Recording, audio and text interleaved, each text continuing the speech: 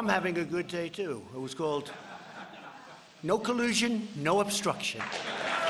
President Trump cheered the findings of the Mueller report, even though it paints a potentially damaging picture of his campaign and his actions. The first 200 pages of the report explain how Russian intelligence officials tried to influence the American public. They hacked Hillary Clinton and the Democrats and tried to encourage the Trump campaign to distribute damning information. There were messages and meetings between Russian officials and the president's son, Donald Trump Jr., son-in-law Jared Kushner, and policy advisor Carter Page, among several others. Still, despite several campaign officials being charged with lying to Robert Mueller's team, the special counsel ultimately found, quote, the evidence was not sufficient to charge that any member of the Trump campaign colluded with the Russians.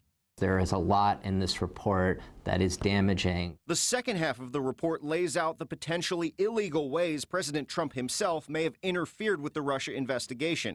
They include trying to influence former FBI Director James Comey when he was leading the Russia investigation and then eventually firing Comey. The report then details how President Trump repeatedly tried to get former Attorney General Jeff Sessions, who recused himself from the investigation, to get involved again.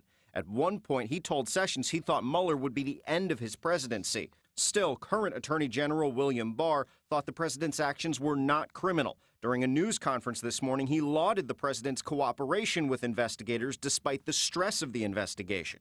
This evidence of non-corrupt motives weighs heavily against any allegation that the president had a corrupt intent. But that cooperation stopped short of a sit-down interview with the special counsel, and Robert Mueller's team concluded it may ultimately be up to Congress to decide the issue of obstruction.